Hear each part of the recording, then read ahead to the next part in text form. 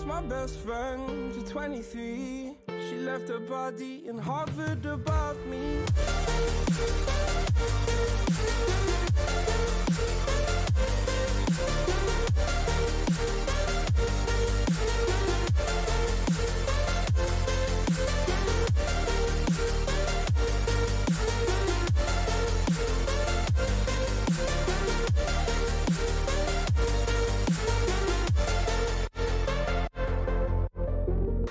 My best friend to 23. I heard the heavens crying above me. They gained an angel, I lost a friend. I felt like dying again and again. I went through hell, stared at death, but I keep fighting with each living breath. I saw no way out from where I stood.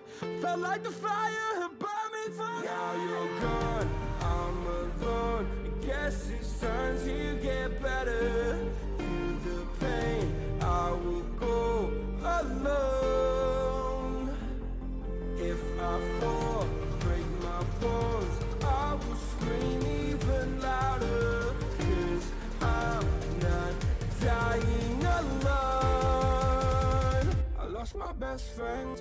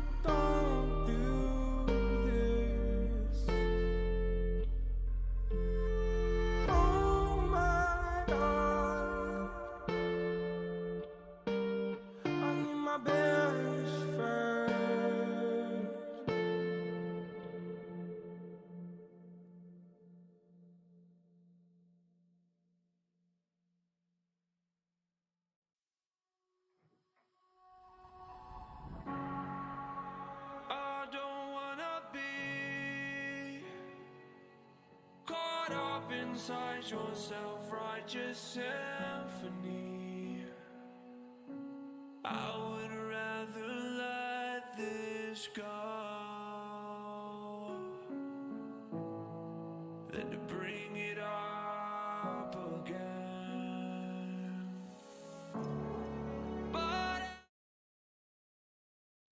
What's up, nerds? Welcome back to another live. We're back. We went places. We was gone last week. We apologize. We missed you guys. And we're excited to be back this week. And of course, we had to bring you a guest on for the show because that's what makes the show so much fun. So we have JT, aka Fishing with Gramps, on the show tonight. And I'm excited to learn all sorts of stuff and talk to this guy because he's a veteran, he loves fishing, and he loves promoting that. What could be better? This should be a lot of fun. So JT, how you doing tonight, man? I am doing great. Glad to be here. Thanks for having me on. Yeah, absolutely, man. I figured what better guest to get things started. We had to like I remember we had to push you a week because we're like, oh yeah, by the way, we're gonna be fishing in St. Lawrence, so we're gonna be MIA for a week. But you accommodated. You were awesome about it, so we appreciate you. And I know a lot of you guys watching this right now, you watch him and you've been following him, so this should be a pretty fun episode. I gotta say. And real quick shout out to renewing members. We have Storm Wells, Snorlax crew, 6 months, half a year, 180 days, many other, minutes, hours, whatever. Like, we appreciate you. Thank you so much for being so awesome, supporting the show. Of course, if you guys want to figure out what memberships are all about, there's a link down below. You can click that. You can join. There's a video, a very wonderful video that I made about it, explaining the different membership levels and what you get. We just ordered a heck ton of Ned Rig Nerds shirts, and they are coming in hot. They should be shipping out today, actually. I don't know. I was pretty sure my update's coming today or tomorrow, so I'll be keeping you Snorlax crews apprised to that. I can't wait till they come in. I'm going to wear mine probably 187 days straight. Paul, same? Oh, yeah. I mean, until it literally turns to dust. I will wear it to dust. That is a promise. That is a guarantee. That's what we're going to do. If you guys like the show, of course, be sure to like, subscribe, and ring that notification bell for all the notifications. Come back every Thursday, 8 p.m. live. We have lots of awesome guests on the show, and we have an absolute freaking blast. And also, 3 things just came through on our side. So we have Army Outdoors 88N, another awesome person in the service. 8 months, super excited for this. My guy, Ralph. Good dude, real good dude. We got to fish with him once. Well, I did. Paul was being lame. Just kidding. Love you, guy. And then Gfon Kim with a $5 super chat. You guys can super chat all night. If you want to ask big questions, go ahead and do that. Not something you have to do, but it supports the show, and we appreciate you. The night is young. Drink. Okay, got it. Hint Done. To Gramps. Hoods is the right answer. I do. Hang on. No, hold on. Fisher Yin's episode aired last week. If you guys haven't watched it, go back, watch it. Comments, the comment thread, you guys supporting me. It was like thank you so 4 much. people. I love That's four more than 0. That's fantastic. I had 1. Also, F7 Sandman. Look at this guy. 6 months Charducers. Gramps and I are new best friends. Congratulations. So prior to the show, you guys, just so you know, Paul and I were on another planet, and JT and Chaz were just talking about Counter-Strike and like the good old gaming days. Paul and I were like, neat. The good old professional gaming days. Like, let's take gaming days. These guys. I have none. Craziest of them. thing. I was nowhere near. Yeah, if you guys have listened to Chaz before, if you've been on the members only lives, you found out that Chaz used to be a professional gamer. Counter-Strike was like his main game. And guess what? JT was also there. So he brought that up first. Chaz was like, oh my God. And like now they're best friends. So fantastic. There's a little behind the scenes, which, by the way, if you want more behind the scenes, there is a members only live coming up on 11/9, November 9th. We'll be at 8 p.m. Eastern. That's probably a Tuesday, right, Paul? Tuesday? Always a Tuesday. It's definitely a Tuesday, 11/9. So mark your calendars. Anybody on the Shark Deuce or Snorlax crew, you are invited to a private members only live, and it's always a blast. We're going to have fun times, talk about things that nobody else gets to hear. So join up, go over there, hang out with us. All right, that's enough for me. Let's do this thing. So my favorite part of the show, which is the show meet. No, we're not Where going Jeff there shuts yet. up. Q of the day. Q of the D. Question of the day. This one came up because we almost pulled into a McDonald's, and I was like mentally preparing myself to like place my order. I was like, what am I gonna get? And I like ran through all the things, and then I was like, well, we could just go to Arby's instead. But now I went back to that thought, and I was like, okay, I want to know from everybody, what are your top 3 menu items? What are your top 3 menu items at McDonald's? Can be breakfast, can be dessert, can just be lunch/dinner, but I want to know what your top 3 menu items are. So you can say like, I would ask for an Oreo McFlurry just to have the McDonald's rep say, guess what? McFlurry machine is broken. It's broken. Hundo. Yep, absolutely. So top 3 menu items. Sadness after asking for a McFlurry. That's number 3. Number 2 would be a deluxe chicken sandwich. That's the only. Yeah. That's the only tomato. Sammy. Yep. That's the only Sammy I'm gonna get there, honestly. And then that's it. Nope. I'll die on that cross. Nothing else. And then I would say, if I'm gonna go like real crazy, that McGriddle is like on another planet. Oh which one? What's your protein on I that don't one? know. Sausage. Mm, He mm. loves the sausage. You have not thought hard enough about this.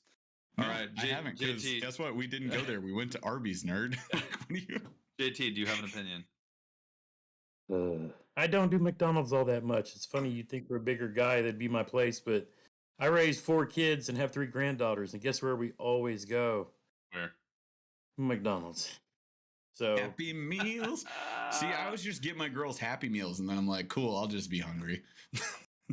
Can I get Eat one it of them nuggets? It's called a dad tax. my favorite thing after all these years is the regular McDonald's hamburger. Oh, Just- really? Wow. Yep, just a McDonald's hamburger. I do like He's a their purist. sausage McMuffin and egg without the cheese, but those are about Fair. my 2 things. I have not had McDonald's in a long time. It's like I mean, we're talking like once a year, and it's usually out of desperation. Like I don't really eat out actually almost at all. And make no mistake, guys. We were on that road trip, coming back. We were dead tired, and we're like, we gotta eat. And this We guy only ate out once. Oh wait, it was the way up. It was the way up. It was the so way it was the up, way yeah. up. We're real excited to get to New York, get to St. Lawrence, and he's like, we gotta eat, we gotta go out, we gotta get a spot. And you didn't even think about McDonald's really. You're like, there's a McDonald's, let's go to Arby's. Like that's how it went. So that's Yeah. how rare of an occasion it is that I think It's Paul very- goes to a McDonald's. Given the it's- choice, he's like, nah, dog. Well, they have the meats, man. But Arby's has so- meats. so the double cheeseburger, I think, is like I'm with you on the regular burger, but I like the double cheeseburger.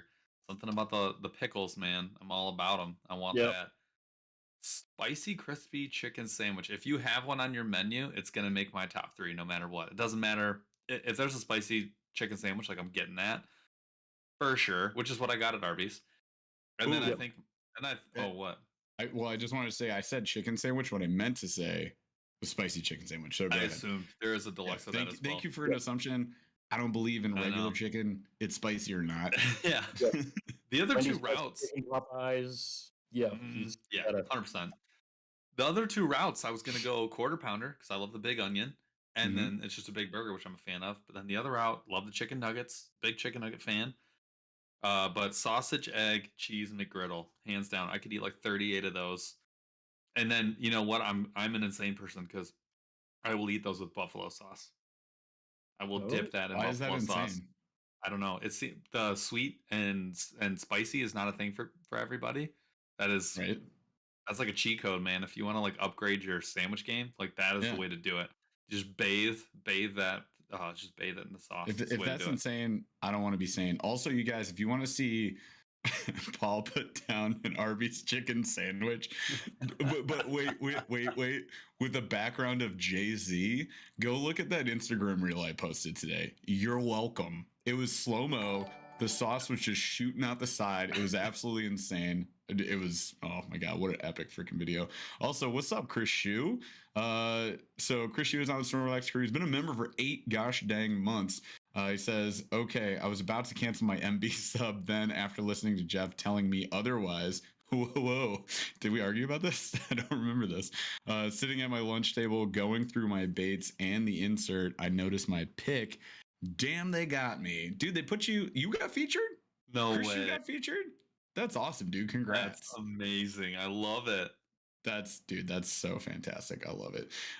Also, I need to throw this out there since we're on the fast food topic. Paul and I had this conversation. It was a very, very serious conversation as we were driving. Right. We're eating Arby's. We're like, whatever, we skip McDonald's, blah, blah, blah. Does anybody remember that Burger King is like a place that exists? Does anybody care about Burger King anymore? No. Anybody? You can get them elsewhere, but also Paul goes chicken fries, and I was like, chicken nuggets. Like same thing. Like if anybody in chat right now is like Burger King beats McDonald's, go ahead, say it, Dude, I'm dare you. actually I'm a Burger King fan. I don't think it beats McDonald's, but that's what I'm saying. Whoppers are on point. I think the Thanks for the regular demonetization. Whopper and the Chris sandwich. What was that, JT? I said I like the regular Whopper and then the Chris sandwich. Their breakfast Chris sandwich isn't bad. The curse sandwich. Yeah. Okay. So it's for me, it's easier to eat when you're driving because you don't have like biscuit and Hundo. muffin. You know, it's a little bit pummable. You know, so it does the trick here and there. See, but speaking of handheld food, so we were in New York, right next to Canada. So Tim Hortons is a place. We got a big old box of Timbits. You guys, so good in the morning. And then With the coffee, we made the so hot coffee. We made the mistake of getting like their little burrito thing. If you guys ever get that with a hash brown on it, don't get the chipotle sauce. Like they Obviously pinprick their tortillas with holes in it, so the chipotle will just shoot out at you. Chipotle sauce booby sucks. trap. It was a booby trap. Sauce is very, very overrated at all restaurants. I digest. Let's get into the show me. All right. Let's talk about let's get our guests some more opportunities here to talk something other than like fried chicken. We're just talking about food the entire time. Thanks for being on the show, JT. This is not about fishing. It's just about food. Fast food. John Longo's flame broiled's where it's at. I love it. All right. Nice. So the question we like to start, we like to kick it off with after the Q of the D. It's an easy one, so it's a little meatball right down the middle. What's how long have you been fishing? How did you get started fishing? I got started fishing with my grandpa, and it's kind of my channel is kind of a throw to him. I fished quite a bit with my father, but so the story is my dad's a Vietnam veteran, and so when I was actually born on Fort Gordon, Georgia, when he was in his radio school training before he went to Vietnam. Wow. And so my dad, several uncles, me, my wife, several cousins are all Army veterans. I have 3 sons that are soon to be veterans. 2 of them are actually on terminal leave right now, and the 3rd one will probably be out in January or so. So we are a house full of Army peeps. I saw that that Army 88 back there posted that he was at Fort Knox. That's where I went to basic training at back in 1986. And that's where my son, who deployed to Afghanistan, was stationed with the Big Red 1. That's the unit that he went with. So I saw him pop up with Fort Knox. That's, about a little more, maybe 2-hour drive from here. But, yep, been there quite a bit. And, yeah, nice. I mean, but to the story, I got fishing with my grandpa because wherever we were stationed in the world of the country, we would come back to southern Indiana, where my mom and dad were from. They're from a real small town, and so we would come back and visit. So this area is what I always called home. Mm-hmm. And so whenever we would come back, my grandpa would take me and my brother fishing out at this little backwater off of a river here, or creek fishing for smallies and things like that. And it was like something we looked forward to every summer. And then as Dad got more free time, especially we were stationed in Fort Lewis, Washington. So it's a 3-day drive across the country. And we would stop and fish and camp along the way. And he carried this inflatable raft so that we could get out on the ponds at the various, state parks or national forests, wherever we were, and, kind of wet a line and do those kind of things. But yeah, it's mostly goes back to my grandpa, and he was one of the guys with like the big old safari hat and the fly rod, and just if you look at him, you would have thought he was like some African explorer, going on the big hunt or whatever. But yeah, I mean, he loved panfish and fly fishing, and he just kind of got us hooked into it. Of course, once my brother and I both hooked into our first smallmouth, then it was like, oh, that's cool. And then we first caught our first, 2 or 3 pounder largie, and then it was like, oh, now it's a race to see who can catch the biggest fish. And we've been doing this for the last, 45 years as we got older. I'm 53, he's 50, and you would still think we're 12 years old trying to catch the biggest bass every time we hit the water together. Dude, that's awesome. Freaking game over as soon as you catch that too. See, one of the great things I think is like on this show, we get actually a pretty good mix of like, I started fishing with my grandpa and I started fishing with my grandma.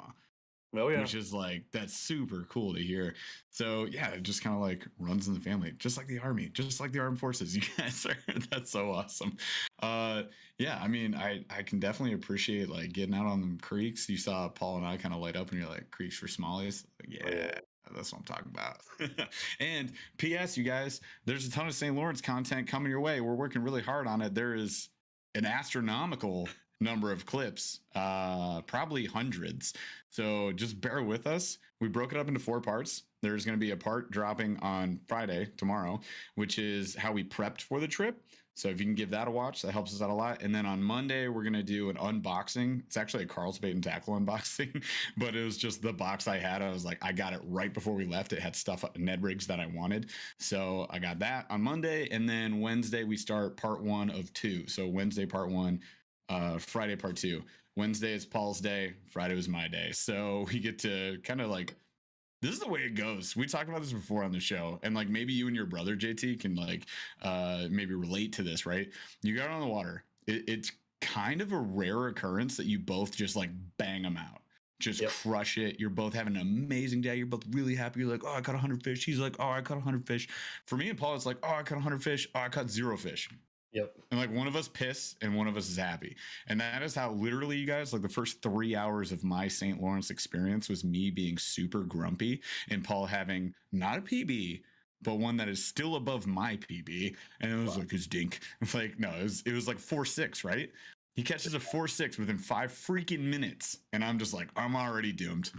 I'm already doomed. Throw in the towel. No, like we were grinding it out. I eventually caught up, and then the next day I had a way better day. But like that's typically how it goes. Because the next day, guess who was super mad half the day? Yep. This guy. Yeah, I don't want to get into it, but I was actually not mad at the fishing. I was not mad at the fishing. No, there was something else we were mad at. Yeah. We're not gonna talk about that here. I am digesting. We're not saying anything about it. It wasn't my fault though. Just know. It was only partially my fault. All right. Anyways, carry on. Oh man. Well, I will say I will echo Jeff. I love the background. I think that's so cool. And I get I get jealous of people that have like hunting and fishing in their families because I did not have it in my family, but I'm building it in. My kid is already a stinking going forward. Oh, it's an issue for him. Yeah, he's got a problem because like whenever we have like call free every time, animal. He can catch fish. He knows he can spot a goose and he can owl hoot, but yeah, he's anytime we have free time, can we go to the lake? Can we go to the river? I'm like, yeah, sure, no problem. And that's a good thing because you'll have guys like me who grew up in the out, around the Army and everything. But when my dad got out of the Army, we were back in a small town surrounded by woods, rivers, creeks, lakes, whatever we wanted. But my kids, it was just the opposite. When I got out of the Army, we lived up in Indianapolis or, we actually lived in Dallas. We lived in bigger major areas for a while. And so my kids were all city kids until, but, we would take them out and, they're doing their football, softball, baseball, continuing sports. And then it got to a point where I was like, you know what, there's something that's still missing. So I started taking them fishing on the weekends. And I don't tell this story often, but there was a time that my brother and I thought we were going to be bass professionals. We were fishing all the tournaments every weekend. I had a really good job, so I basically left a paycheck with my wife to kind of raise the kids and do the thing while I'm out catching fish and just banging it out every weekend. And so I remember we had this big tournament, and I go out and I go down a week before pre-fish. We're on. We get down there and it storms the whole weekend. We're fishing this tournament. Get the crap kicked back out of us. We're driving back in the boat, just wave, and I'm like, oh, terrible turnout. Just didn't catch anything. And I get home Sunday night, and I'm just moaning, and and my wife's like, "You got a lot of nerve." What? A lot of nerve. I'm like, "What are you talking about? It was just a bad tournament." She's like, "No, you've been gone for the last week, on vacation, fishing, and you got the nerve to come back and act like this around me and the kids, being all grumpy." And I'm like, "Yeah, but," she's like, "Yeah, and I'll tell you what else, Mr. Bass Pro. Your own kids don't even know how to fish." That was the last professional tournament I ever fished in. Wow. And it was a wake-up call. She was right. I had not shared with my kids one of the things that I love the most. I coached them in baseball and softball after that. And I sold everything and stopped. I had a boat full of Falcon rods, Shimano Curados. Back in, you're talking 15, 20 years ago, I was fishing with the best stuff and having the best life. I was. My kids weren't. And I changed it all. And when she said that, I mean, you talk about a slap across the face and a real wake up, because she was right. You know, I had people share their passion with me and get me into it, but I wasn't doing the same. I was only thinking about myself. So after that, I mean, it was different. You know, our weekends were filled with, our sports and football. And but you know what we were doing in the spring and the fall, we were hitting hitting the ponds, just bank fishing and keeping it simple. And over the years, I'd learned my lesson, so to speak. And, my kids all got to appreciate being outdoors.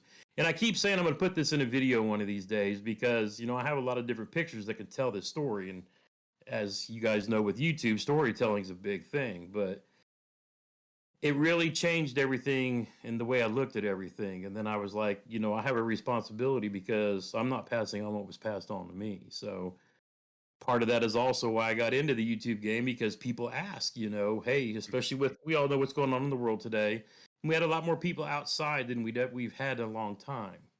And, Yep. I had a mom ask me, she's like, hey, I used to go fishing with my dad all the time, and I went fishing, but I don't know how to do it. I don't know the stuff, I know I loved it, and I've got a little boy and I want to learn how to do it. And she's like, can you do some videos? And that's where it started. I mean, I kind of changed up the format of my channel and started just kind of doing some basic how-tos, and it's been a crazy little ride since, but I don't try to pretend like I know everything. And like I tell people, I was like, I don't know everything, but I know a thing or two because I've caught a fish or two, but what I know, I'm willing to share. And if it gets one person out and they catch their first bluegill, crappie, bass, and they get the enjoyment out of it that I did, especially the day that my granddaughter caught her first little bluegill, man, there's no better feeling than that, And so that's kind of been what I've been doing. I've been, beat up at work for the last year, but I've still try to take the time to put out a couple of videos a week, to try to do some live streams just to get people chatting and interacting, and kind of share, just like you guys do, share what you love, and what we really get into. And sometimes it's even hard to put into words, because you could be out and having the fish just aren't biting. And I'll tell you this because I got a video kind of talking about this coming up. It's a tough time of year to be fishing in a lot of places. And I was out there, I think I caught one fish all day, but man, I had the most beautiful sunset to just sit there and stare and, talk to my mama for a little bit. And not complain about life, because this is a guy who had his first heart attack at 35, 2 weeks before I was 35, and I was a skinny little dude back then. I gained my weight when I stopped smoking. But you talk about having an appreciation for life, but it's funny how when we get into it and you're just out there and I'm like, oh, I got to do this for a video, and not everything's gonna make a video.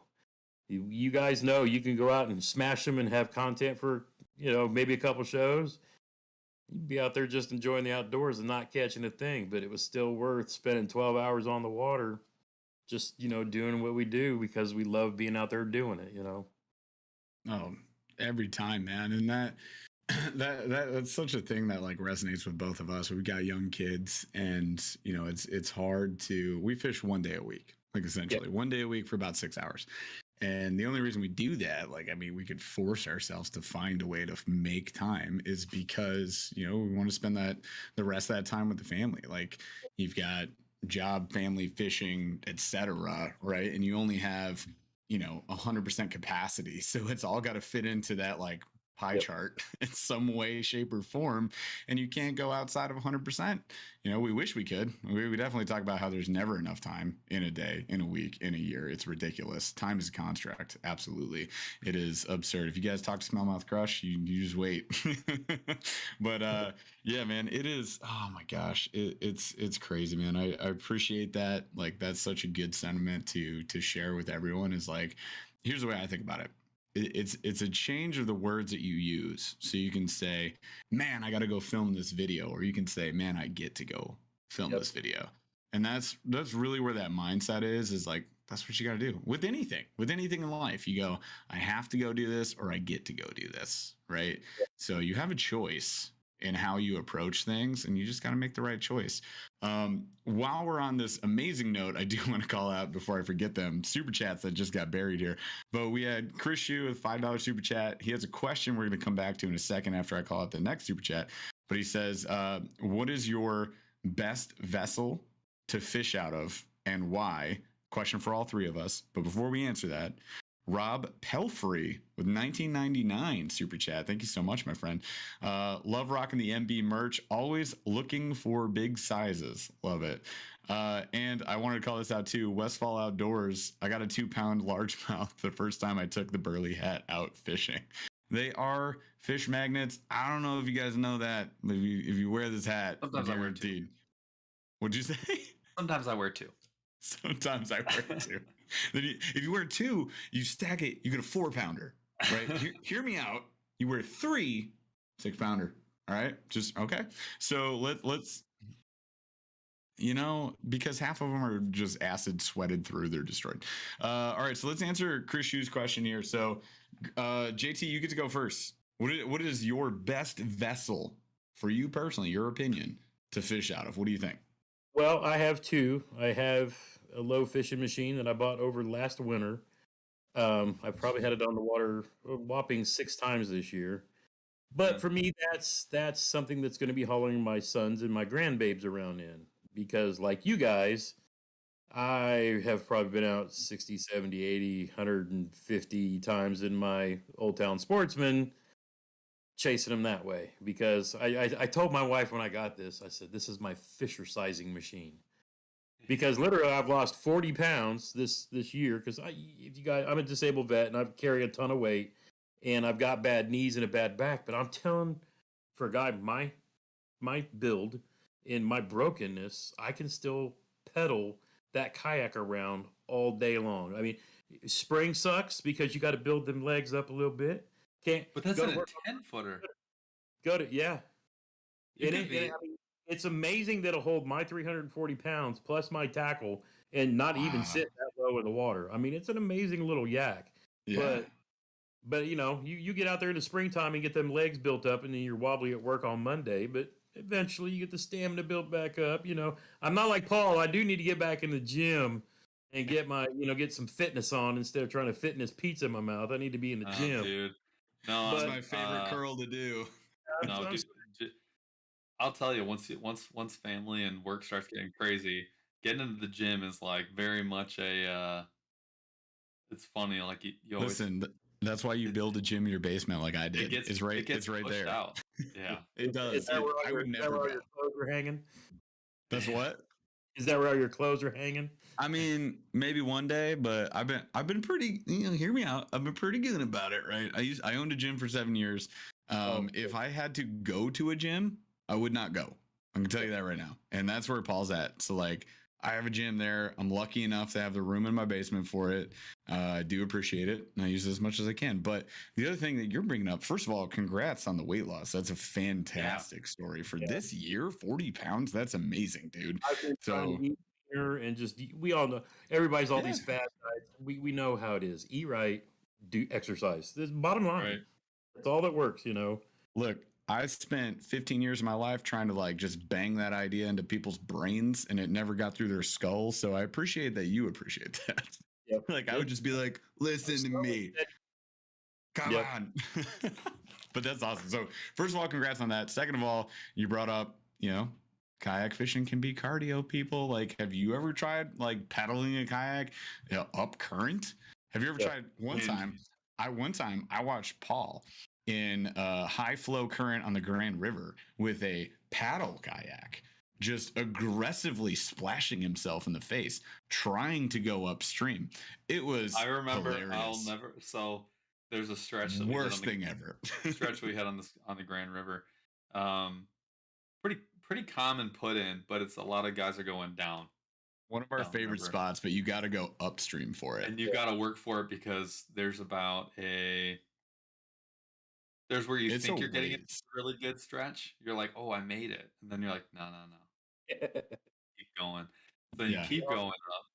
And then spot lock. Oh, yeah. Yeah. It's too skinny there. It's too skinny to do that. and there's a spot where okay, you go through the skinny part and then you get through this like deep channel and it like pinches down and all this it's deep. It's I mean deep. For that piece of water, gets about 12 feet and it's a lot of water and it pinches down to about 6 feet wide it is It's just just it's brutal. And you make it through that and then like now you made it to the good spot. So Yep. I'll never forget. This was like early-ish on into the YouTube scene, and like I remember like I'm like hustling, and He I was was like actually going. that He was I was going actually nowhere. very fit at that time, and I was like busting my shoulders. I was like, dude, we're gonna get up to the spot, and I'm gonna be happy probably at some point. And I look over, and I'm looking at the same rock, and like every time I'm like, "Ah, ah, ah, ah," you know, paddle, paddle, paddle, paddle, paddle, paddle, and I look over, and I've gone literally a Nowhere. foot, a Yeah. foot, Where are you and I'm like, I going? just burned off my Nowhere. breakfast. Yep. I'm like, there goes a butt cheek. Like, I didn't have much left, and then I look over, and I've gone like 6 feet. It was worth it. That was the fish of my year. Yes. I caught a 19.5-inch Yep. smallmouth, and it was Yep. like, it was awesome. I mean, it was awesome, but I was pissed. I'll say it. I was He was mad. he was very, very angry that Salty. whole time. He just kept saying, "I'm going nowhere, going nowhere." And then we get past the pinch point and be like, "Okay, let's fish." We In my caught brain, though, I knew what was still to come, and so I They- knew that I was about halfway done. yeah, but at the end result, it was 100 fish day, 100 plus Oh, fish. yeah. It was Yeah. insane, and we were just like boom, boom, boom, knocking them dead on the Ned rig. And you also ate an entire bag of Blue Diamond almonds. So I mean, that's like 2,500 calories. So you're fine. You're fine. My favorite fine. my favorite part about that whole story is that now that stretch of river is like the type of place where I'll go like take somebody like if I'm Mhm. like, oh, you want to go have a day You're like, fishing? you want to bang out some smallmouth? You got I it. can go take you to my spot, right? And Yep. that's pretty cool. That was worth it. But I will say I want to go back to your story. So you were talking about sharing that with your kids and whatnot, and I don't like to be prescriptive about what it is that like I think my children are gonna want to be all about, and I don't want to. Even when I was picking their names, I was like, don't want a name that's like super aggressive or like really passive. Like I wanted just like I want. No, I know it seems okay. Like this is a great example. Like Define aggressive name. you name your kid like Gunner, right? Like you can't have a Gunner that then it becomes Ragnar. Yeah, Ragnar doesn't go and like win chess tournaments. Maybe he does. I don't know. But like No, he gets an axe and a braid down the middle, and he just murders toddlers. and that's you see what I'm saying though. Like like I didn't want to give my kids names that like already like defined what their life was going to be about, right? So like, and I didn't want to do that, and down to that level. Like I'm just Yep. I'm a new parent, so I really wanted to make sure that like I'm not gonna like tell them what sport to play. I'm not gonna like any sport. I'm not even gonna like probably I don't even know if I'll make them play a sport, which was a big part of my life. They're stuck with fishing at least. They're gonna go fishing when they're young, and I'm gonna make them go fishing just because that is for me. That is not for them. This is like when mom makes you give me a hug. You have to give me and like the 3-year-old's like no, I'm gonna punch you in the face, and then you give me a sandwich. Like no, this is you were gonna come and you were gonna come fishing with me. You drink all your juice boxes, but we're gonna do this. I'm just very glad that my son has loved all of it. Very lucky. Have Yeah, you Talk about guys? lucky, man. If you get them young enough before they really have an opinion, Yeah. then they know it's something that dad likes to Yeah. do. If it's later, then They're gonna you decide have- it's not cool. Period. then you have to take them fishing. You don't bring them Yeah. fishing with you. Right. You take them fishing. So when they're done, they're done. Yep. You have to make it all about them. But I mean, I get where you're coming from with the sports. So, funny story based off what you were talking about. I have one son out of my 4 kids who didn't really get into sports too much. He was a swimmer. He's my artist. He loves to doodle. My other 2 boys played football, baseball, all that. My daughter, softball, tennis, whatever. The oldest son and the youngest son, they both fish, they both hunt. My middle son's name, Hunter. See, you see, But see, There's nothing. Joins PETA. It's like, Now, But it's Dad. you know what got me away from all that? I thought like Hunter is a cool name. Like there's all these like cool like outdoors names. Of course you did. You. Well, and then I remembered back like I used to work at Target. Yeah. Like as in professional life, not like the store. There's nothing wrong with working at the store. It's a great job, but I just work at that was my job. And there were all these like yuppie people, and they were naming their kid like Hunter, Archer, and like all of these like names. And I'm like, JT's son is named Hunter. Like you can't be like these yuppie people First like of all, JT, like fishing. no, Gramps. they're out there stealing kick-ass names is what they're doing.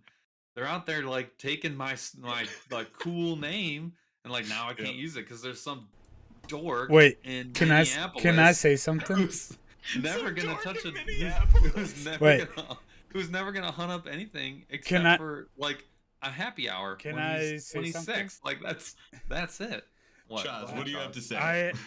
I had a brother in my fraternity in college whose name was Hunter, and he was Yeah. vegan. yeah. So we That's my point. That's what I said. so we called him Gatherer. All right, hang on. Let's pause it. Let's table this conversation for a later time. But hang on, real tight. Army Outdoors 88N. Our friend Ralph has a $20 super chat. Oh, Thank you. man. Thank you so much, my friend. You show up every freaking show. You're so awesome. It does, man. I appreciate you, dude. I really do. Congrats on the weight loss, he says. Absolutely. I too went from 270 to 220 and still dropping. I saw this dude. I fished with him. He's getting shredded and still dropping. So since you're so close, we got to fish together. Ask Paul. I have a pretty nice boat. Paul doesn't know. Paul wasn't on I your have boat. no idea. Ralph, you know that. Paul wasn't on your boat. He has no idea. I don't know if that was a jab at Paul. If it was, good job. If it wasn't, you should have just called it a jab. But he calls it the red rocket. The red Ooh, rocket. hey. And the big bright yellow diesel truck. It's all making me very nervous. I love it. I love it. Paul, you missed out. You're a nerd. I got to be on that boat. It was sweet. It is actually a really nice boat. It was a blast. It's, it's a sick bass boat. So speaking of Fort Knox, like homeboy fishes all around there. Like I think, remind us, Ralph, I think they have like 2 or 3 lakes. You said he's got like 2 or 3 lakes. He fishes over there by Fort Knox all the time.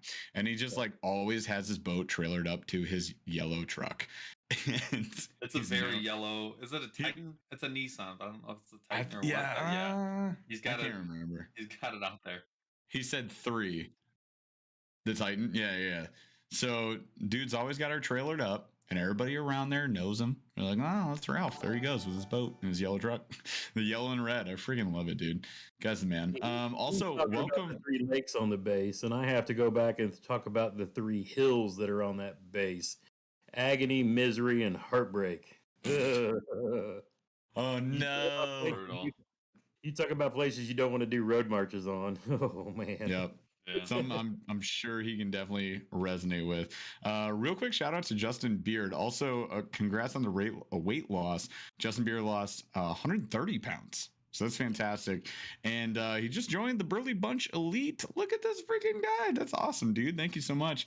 Also, Matt Putnam, member for 2 months on the Snorlax crew. He says, what's up, y'all? I say, what's up, Matt? All right. Anyways, proceed. we talked a little bit about the kayak fishing. We like to ask questions about people that kayak fish because we talk about yaks. There's a lot of I'm learning that there are people out there that just casually kayak fish, which seems odd. I don't really know how that works. I don't get it. I'm like learning that there are people who just like own boats, also have like nice expensive kayaks, get out on those kayaks and don't like go nipple deep into that life. I don't know how you dodge that. I'll tell you right now, I would find it very difficult to like determine to either not go get my bass boat all the time or not go get my kayak all of the time. I would find it very hard to like go back and forth. And I'm actually getting ready to go. Not today, but like when the market calms down, I'm gonna be going and buying a boat. Like my son's at a time where he's getting old enough where he can like go get a boat. So I'm gonna go get a tin boat that'll hopefully outlive me. We talked about this, Jeff. Jeff already knows. Prove it. We've been talking about this for years. First of all, well, no, the different. Proof is in the pudding. Different. But Different. well, it's also way closer to us now. Anyways, regardless, my question being, you mentioned your Old Town. Someone asked a question about it. You fish out of an Old Town PDL, which stands for pedal. Yep. The 106, which is the 10-foot 6, right? Yep. And that's the new model. It's like the Sportsman is what you got. Yes. Yep. So can you walk me through, because I think you just did a couple of videos on those actually. Can On your you setup. well, yeah, I have questions about the setup. Actually, my first question is like, how long has like, because I'm actually learning a lot about people who fish in Indiana. I have like some friends that I'm like, social media's got me like into some.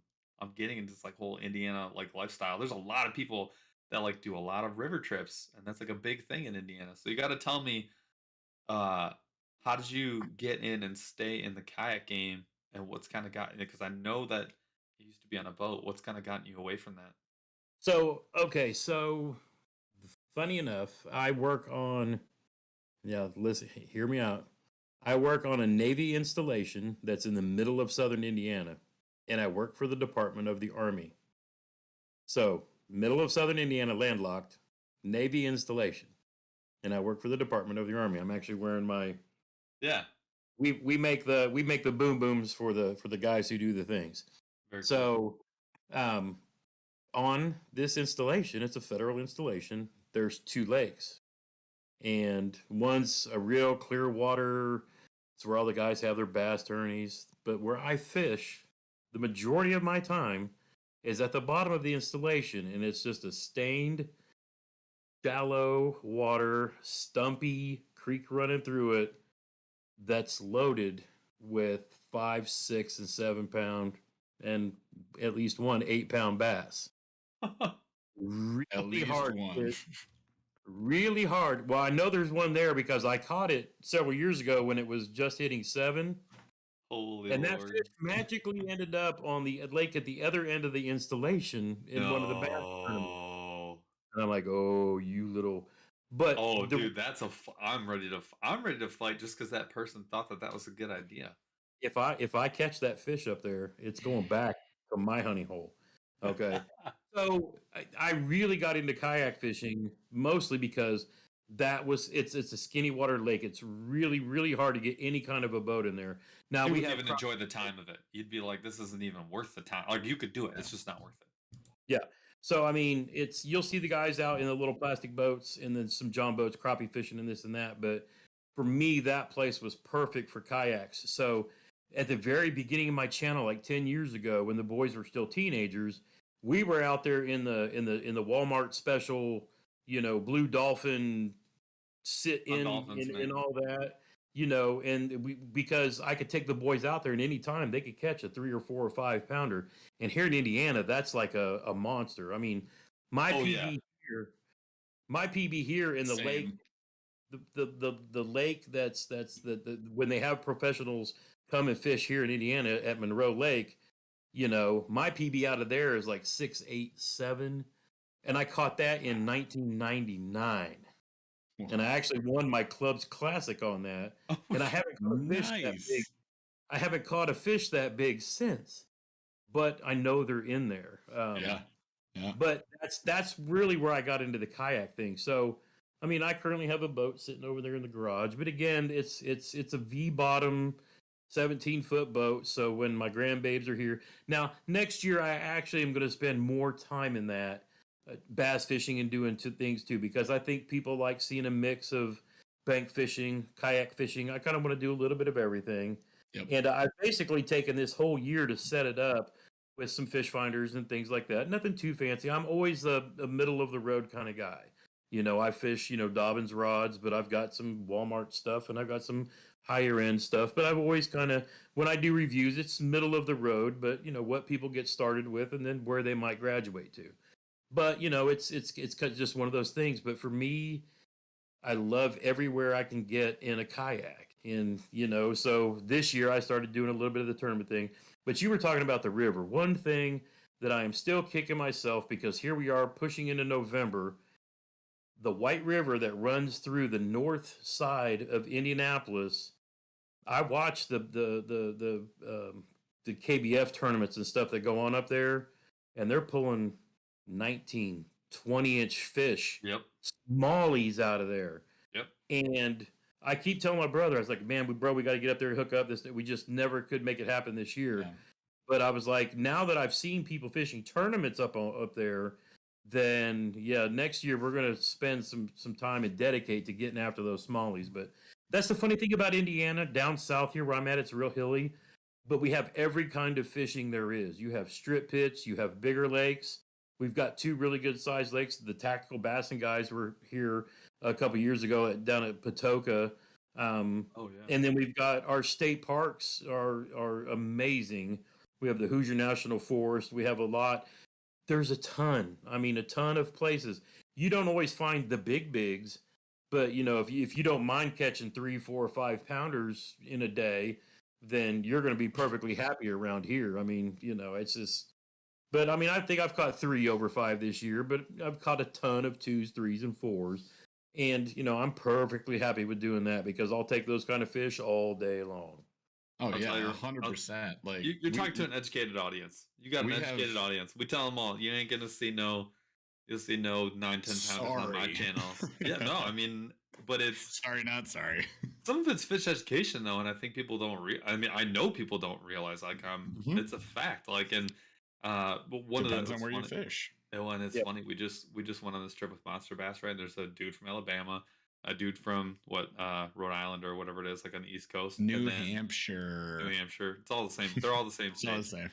And then New England. I can't do it. It's like a Friggin' jigsaw dorks. puzzle over there. And then you throw a dart, you go to a different state. Anyways, and then another state. then you got guys from Michigan. Then you got guys from fishing up in like the Lake Ontario area. So yeah, one of the questions we all had from each other: wait, where are you fishing? Right? Because when someone asks, like, "Well, what's your PB?" It's like, "Well, no, where are you fishing?" Yeah. And it's even with, and then once you start really learning about kind of the fishing game and all these nerds that are out here, right? And you start seeing like, oh well, okay, if you're fishing in Lake Ontario or Lake St. Clair or you're just fishing out of backwater, right? Yeah. Then all of a sudden, someone's saying I caught a 22-inch 5.5 pound smallmouth, yeah, Lake St. Clair, that's one thing. That's still a nice fish. That's good. Someone says that they found that fish floating around in the local river, like 2 miles from their house. Now I'm like, okay, dude. yes, sir. Yes, you did see that. That is a good fish that you caught there because it's all different. It's the same thing as so Michigan.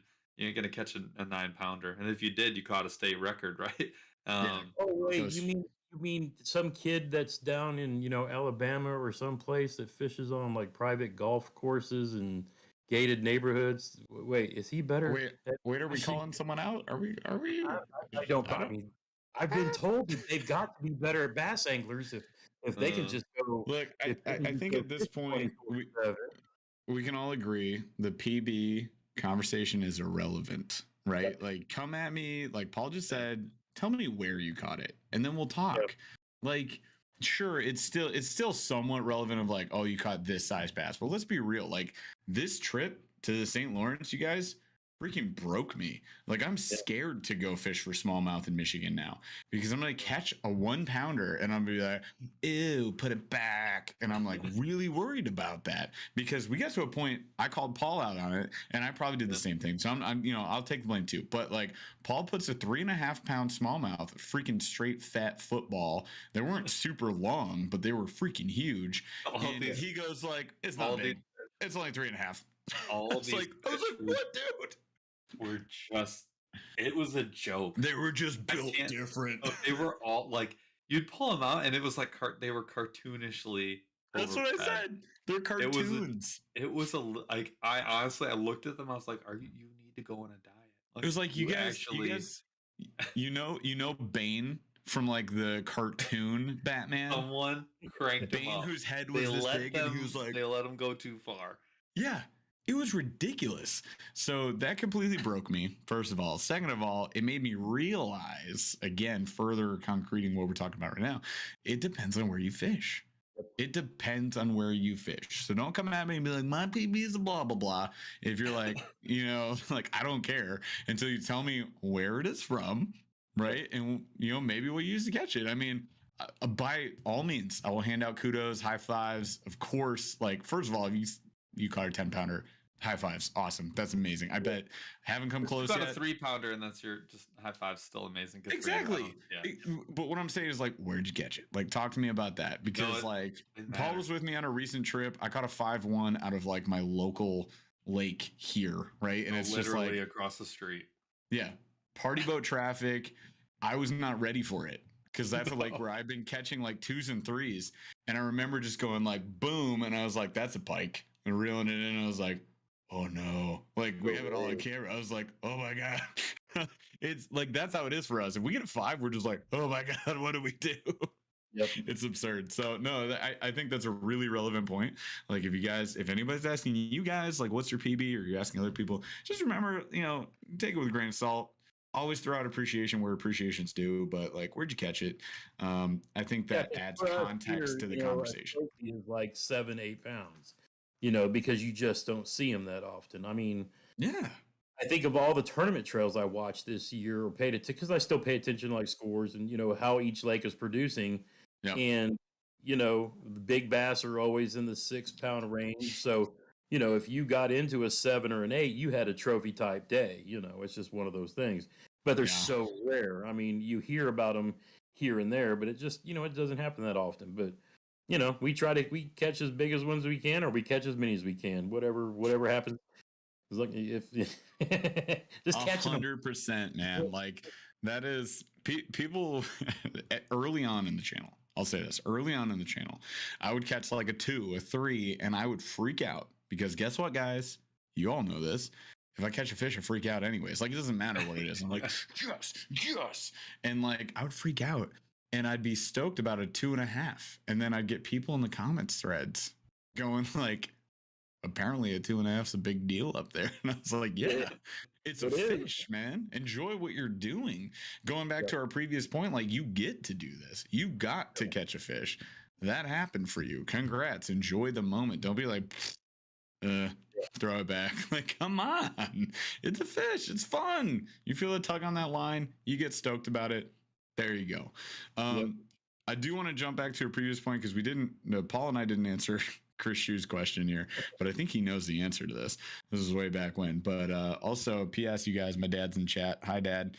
And he told me to call this out. So what is our fishing vessel? You guys know what it is, and we've been given the choice before. Now, Paul's talking all this nonsense about, I guess, buying a boat, so we're going to talk about that afterwards. But I'd say we just so you guys know, and many of the stories from this trip are mostly going to come out, if they're not in the video. If you guys are in the members only live on November 9th, we're going to share a lot of behind the scenes on this trip. And there's a lot of behind the scenes. It was hilarious, but there was a good time that was had. It was the first time that we fished on a bass boat together. First time. And like, I fished on a bass boat one time before that with Ralph. That was my first time on a bass boat, period. So no experience with that, with this guy. Like, I grew up just kayak fishing. I had a John boat for a very brief moment. And that was the first time we both fished on one together. So it was an interesting experience, but I'd say, even given that, maybe if we had full control over the boat, which again, members only live if you want the story. But if we had control of the boat, might have been happier about it. But given that experience, I would still stay in my Hobie. Like, I would still be stoked to fish in my Hobie 360 anywhere. If you put me in Michigan, if you're just like, boop, you're in Michigan, I'd be like, kayak all day. If you're, you throw me into bigger waters, like real big waters, sure, I'll change it up. But I mean, Paul and I were kind of talking about this a little bit, but we'll get to it later if we eventually do look into real boats. Then we'll talk to you about what we're looking at. But for right now, I'm kayak through and through. I don't know. Do you feel different, Paul? I will tell you this right now. I have in my life changed my mind on things that I thought, I was serious about. Yeah, at one point you're like, I'll die on this hill, and the next point you're like, never mind. 3 years later, that hill's not even a freaking. That's so far behind me. I've moved the hill. How many times? How many times? I used to be like that guy that was like, I hate country music. Country music's stupid. 5 years later, fast forward, all other music other than country, stupid. And then like 6 years after that, I only listen to metal. Everything else is dumb. Like, I have completely 180. You're a life person that just creates hills to die on, like over. You're I'm like, just gonna nah, build this my hill. next hill that I will That die hill. on, go right back there, and then I'll move and I'll make another hill. No, seriously, I have no idea, and I cannot. We talk about not yucking other people's yums a lot on the show. That's important. I see all of the benefits of being on a boat. There's nothing wrong Hmm. with choosing that. Hmm. I do love fishing out of my kayak right now. I love it. It is great. There are a slew of things that I despise about it, but for the most part, it is wonderful. And then and I know that when I eventually get a boat, there will be things that I love about it, and it'll probably be like the season of my life. I'll spend like 12 years only fishing out of a boat, and then Yep. like fast forward 27 years later, I'll be like that idiot, like what a moron. I can't believe I spent 12 years on that. It's guaranteed to happen. I promise you it'll happen. So today, kayak, absolutely. Awesome. All right, so let's hear more about your setup here, fishing with Gramps. I do have a question. What you talk about being a middle of the road guy. Jeff and I are. I want to know. I want to know what that means in terms of. I want to know how you feel about your hummingbird. I like that a lot. The middle of the road is great. I appreciate that you're on that standpoint. Hence the mock. If you guys didn't notice, the mock bank fishing back there. I don't. There's one right there too. That seems very not middle of the road. That might be the largest. The largest fishing. Is there a bigger? He said middle of the road, and then what they upgrade to.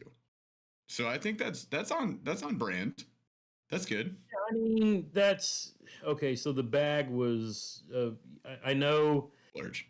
I try to study what I think will interest people as well, because if I'm going to, if I'm. You have to. I guess I look at I try to pay attention to my audience. I know there's a lot of guys that are my age that fish, that know how to fish and are into gear and things like that. I know there are 12, 13, 14, 15-year-olds who are either the Abu Garcia Black Max is the greatest thing they've ever seen, and that's true for them. It really is. And so I've done videos with all of those. So my first kayak that I got last year when I wanted to see what would kind of support my weight, since I'd been out of a yak for a while, I went with the sports. I went with the Old Town Topwater 106 because I really just wanted to see if it would support my weight. So that's the paddle version to the pedal version. So I just wanted to see. So I probably kept that thing for 6 months. And in the fall, I was like, I really want the pedal drive now. So I sold that, and then I got the pedal drive. But when I had that, now that kayak was kind of like the black and green. Black and green. Black and green, what else is a lifestyle? Yeah, it's like your hat, Oh, I'm sure we've all seen the Lose Mach 2 combos. I think I had a couple of those. I might have the Mach Crush combos. How many Guggen sticks you got? How many what? How many Guggen sticks you got floating around in black and green too? I have one left, and I say that because when they first came out, I wanted to do like an honest review on them. I'm not just a dude who's going to unbox them and tell people they're good or bad. So I had I had 3 of the gold rods, and then I got 2 of the greens. I got a spinning green, and then I got the reaction. And I've since given those away. Now I did keep the spinning rod for the boat, but the golds I actually sold to a coworker after I did my reviews on them because he was looking for something a little better than what he had. But I mean, I kind of like to test. I wasn't a big fan of the Lose Mach rods because the snap the tips on 2 of them pretty easily. Wasn't really happy about that. When I was setting my bait cast, I was setting the hook on a fish that I think that wrapped around a lily pad. And I did like the reels. I mean, everybody gets into the whole graphite, aluminum. If you're a youngster and you're not fishing every day of the week, whatever. If you keep it clean and you keep it lubricated, it's gonna last. I mean, so I don't, But again, I have Abu Garcia Black Maxes, and I have much more expensive reels and stuff. I've actually got a video coming out with my spend on Gramps. I'll say this will be a little preview where I said, you know what, I took a channel from 100 subs to 1,000 in a year, and the next year I added another 10,000. That is insane to me that people would follow along with what I do. But I mean, it's been an amazing ride. So when I partnered up with my guys at American Legacy Fishing Company, I was like, you know what, I'm gonna splurge on me for something just because.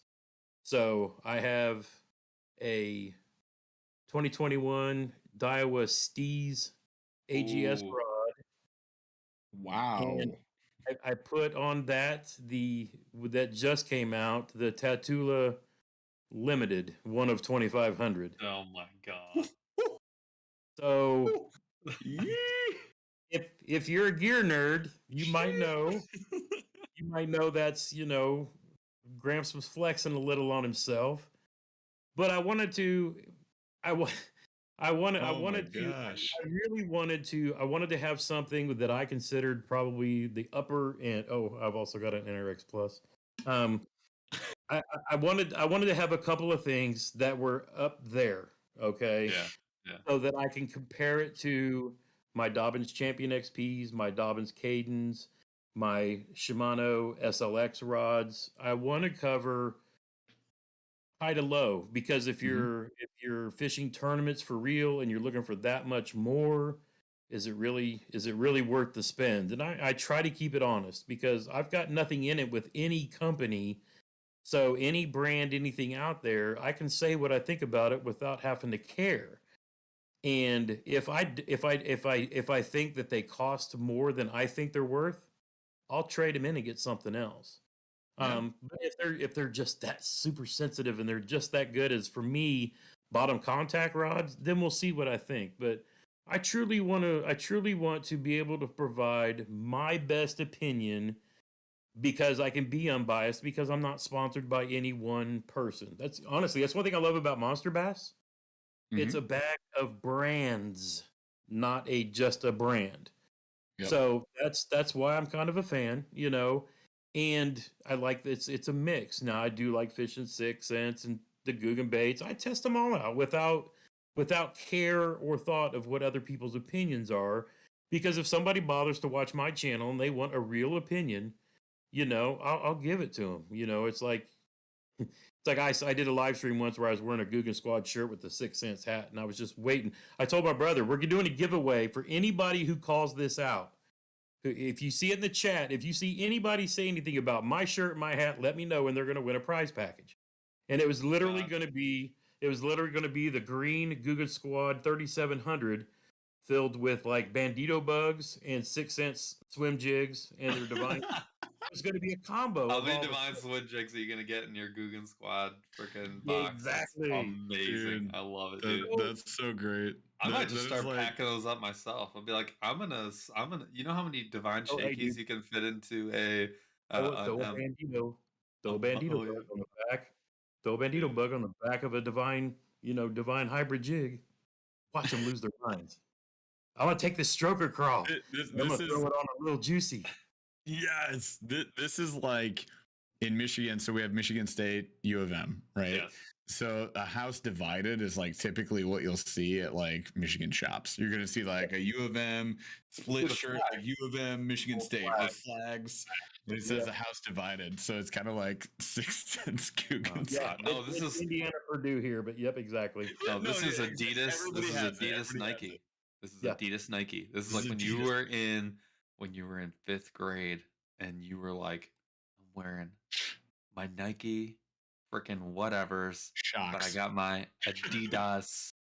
Adidas. What's up, nerds? Like, oh my god, that's exactly what it is. I love it. I think that's fantastic. Oh, that's good stuff. Freaking smooth. It's compelling, silky smooth, and rich and compelling. So we have to ask this question, and it's on the show notes. Yes, Paul, I read the show notes. Don't worry about it. I put this in for you now. I appreciate that. This is my favorite question. So I like asking like content creators about this stuff, right? So what I want to know, first of all, the funny one comes first. What is the worst comment you've ever received on YouTube? Juicier the better. And sadly, I've seen them on everywhere else. Nothing on My channel in a previous life was around the pew pew lifestyle Sure. and competition shooting and stuff like that. But I used to get a lot of crap for my shooting videos because I'm a heavy guy. But when I used to shoot pistol matches, they were like you would run around through different mazes, shooting into targets. So people would, it's like they would give a little grief because of my weight running around through all the stuff, and until they, oh, he's got another plaque. Oh wait, he's got. Check the wall, nerd. You're like, I pew pew better than you pew pew. I probably used to catch more when I was like streaming some gaming stuff and all that too. But the funny thing is, in the YouTube stuff, I see people doing that everywhere else, but I have actually been pretty blessed, at least within my channel. Now, I would get people that would argue opinions around different types of pew pews, but it was just like, oh, it's the brand thing again. My pew is better than yours, but it's never. I've never had any. It's so bad because I don't have any good toxic stories to tell, and That's I wish actually I great. did. No, I'll be honest. There's a couple things. I'm gonna say a couple things. Couple things. You have clearly made a community that has some solid qualities, and we talk about that a lot. We just talked about it before. You got an educated audience here. You know about how big a Michigan bass is, but I think I think that speaks a lot to the community that you've made. I also think it speaks a lot about, like, dude, I don't know, it's not that the fishing culture is perfect, but we actually hear this a lot where we don't hear nearly as much negative commentary as we think we're going to hear. Now, it's funny, when the content like gets way beyond the fishing community, that's when it actually starts to get like YouTube shorts. super negative, right? When you get into the YouTube shorts, which is basically TikTok, right? When you get into that world, like all of a sudden it's like, where did this guy sucks? Where did that guy come from? Like, it happens a lot. It's really funny. Can you imagine just rolling your window down, driving through like a populated area and be like, boo, you're terrible. Because that's basically what those comments feel like. They're just like, this guy's dumb. You suck. And then you're like, oh God. Like, hang on. What? Hey, thanks for leaving the comment, man. That's what we do. That's what we do. I'm all about that. I'm That's like, the thanks, move. brother. Appreciate you. Have a nice day. Hey, I appreciate you supporting the YouTube algorithm, because when you dislike and comment on that, that's an interaction with my video, and you're helping to boost my video. Right. Later days, nerd. Like, yeah, I mean, I wish I had a good toxic comment story, but I just can't really think of anything. And I would remember if I had a good one. Sure. Well, we like to let everybody know. All right, you go first. I was gonna say, if you get one, and somebody like if somebody decides they want to step over the line, you have a place now where you can come, and we have some folks. We like to bring our friends. We will let them have it. Like, that person will get Burly doxxed. bunch. It's over, and it's only around negative stuff. Yep. That's it. That's the only time that this comes out. We'll get upset. The Burly Bunch is a group of mercenaries. There we go. Oh no, we will. We got a bunch of mercs. We offer that to everybody who's guest of the show. If you're a friend of the show, dude, All right, full Burly fishing crew is coming down on you. Do not get negative. Exactly, world. So we don't have an extremely negative comment.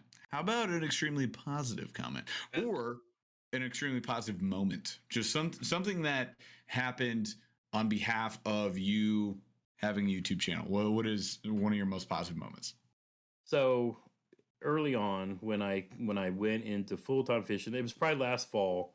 And I hope he sees this too, because he's pretty interactive and he'll shoot me stuff too. But out of the blue, I got an email, and I read it, and it hit me because this guy's a police officer, and we kind of know what those guys have been going through over the last, year or two, as it is, outside of, the global thing going on. But those guys have been getting hit pretty hard. So he, even on YouTube, he's under a different name, and things like that. But he had started watching my videos, and he's got a daughter. I think she's probably 10 or right under 10. And he sent me this email and talking about how, they watch my channel together. And she'd really been, kind of learning. Because, like I said, my first, when I'm actually trying to start teaching, just go get you a Zebco. Here's the bobber. Here's a weight. This is how you tie it on. Get some worms, whatever. And, they were watching that. And so they lived in an area where they had a retention pond in their neighborhood. And, he had been taking her fishing, and she finally started catching him. And then it's like once she started catching him more than he was. And then she got where she was talking a little smack, this and that. But he wrote this out in an email. And I remember I was sitting back here probably editing something, thinking to is this worth my time? Am I, and I read that, and I mean, I'm just, Oh yeah. and I walk into my wife, and she's like, "What's wrong?" And I said, I gotta tell you. I mean, this email I got, and it just hit me. So I'm sitting here, tuning it out, and she's like, "That's how you know you're doing what you're supposed to be doing." He says, "You're doing what your grandpa did." And it just, and since then, I've probably had several more. I've had veterans who've been deployed multiple times while their wives raise their kids. Come back and say, I've been able to reconnect with my teenage son because I've been gone so much of his life. And one of the things that we love to do is just go out and fish together. And, it just, you don't believe that you have that much of an impact until you find out that you do. And then that's the drive. And I've always told my wife, I said, I love doing this. I love helping everybody, but I'm not gonna worry about making a video if my granddaughters are here, because I know that's time that you don't get back. And do I take them out fishing every second, every time? No. I mean, if we go to a park where there happens to be a lake, will I stick a little fishing rod in the back of the truck? Yes. But it's one of those things where you're ready for the time. And that video that I got to add on with her doing that teaching video with her catching her first, just for me, for her, hearing her say, "I want to fish again. I want to fish again. I want to do it again. I want to fish again." And she was just so excited, and stuff like that you just never forget. And the fact that I happened to have a GoPro on, while I was doing it, just in case she caught it, because my son, he had sent them up here because when he was an Army medic, they're doing the Rona thing, and he couldn't be around the family. He had to separate himself. But I told him, I said, if you let me take her fishing, I said, I'll record it. If she catches one, then we've got that, caught. But just to be able to do that. But I've had a few different stories like that, either in my comments or stuff that comes to me in IG DMs or emails. And then it's like, anytime I'm thinking I'm not, am I wasting my time doing this? I'm never going to be YouTube rich. I ain't trying to. I got a decent job. But it's the time, as you well know, it takes time and effort to film, to edit, and try to put out something, and then try to get a little better every time that you can. But I've been blessed by the people that follow along. I mean, I don't call them subscribers. They're the fishing fam. I was asking them the other night, what are we calling the community? And we've been throwing out different name ideas. Just, we'll find something that sticks. But fishing fam is kind of what I know, because they're all family to me, because they're there every live stream. If it's 20, 30, 40 people, they're all there in the comments every video, and they're sharing it out and helping other people learn to fish. And I'm just trying to keep it simple and basic and have some fun while we do it. But those letters and the things like that just stab you right in the feels, that's the pay right there. That's the pay. I mean, that's what it's all about. Well, it's got to be the I love pay, it. because there's no money coming in. And it's already cool. We've got It's emotional dollars. It's not just you, man. It's not just you. That's everybody. It's cool though. We already got Yeah. some people like B. Dooley saying he can't wait to get to take his daughter fishing, which I think is so cool. Yeah. No, I love that so much, and that's why I love asking that question. I used to just ask like, "Ooh, what's the worst comment you ever got?" And like, that's fun and everything. But then I started going like, I wonder what, because we've had positive moments too. Like I shared a screenshot with Paul the other week. We had a guy who is going through chemotherapy and is watching these videos while he's hanging out at the hospital, and that was one of those moments for me that I was like, you can watch anything else. There's so many great movies out there. Like, why are you watching You these? could be hanging out with Gramps.